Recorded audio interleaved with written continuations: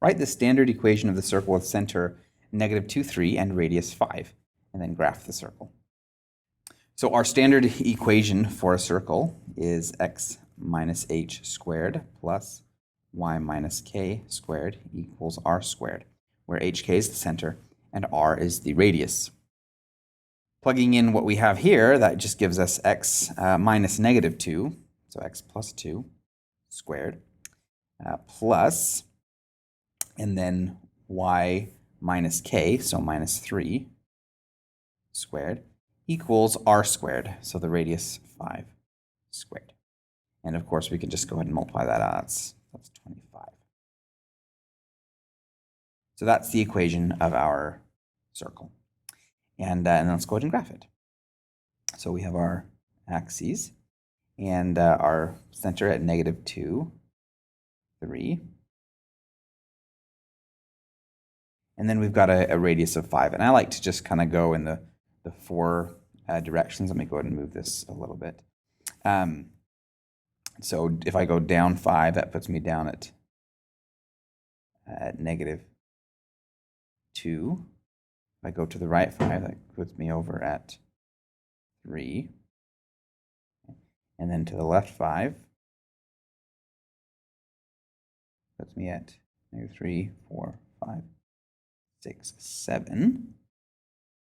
Okay, and then up 5 is 1, 2, 3. Okay, so that's kind of the idea, and obviously my scaling here is kind of off, but go ahead and draw. I'm just going to go ahead and draw a perfect circle there, and we'll see if we can kind of match it a little bit to our points. Let's just fix our scaling here a little bit, but that's the idea, with the center there at the point, and coming down there to -2. So there's our sketch of our circle.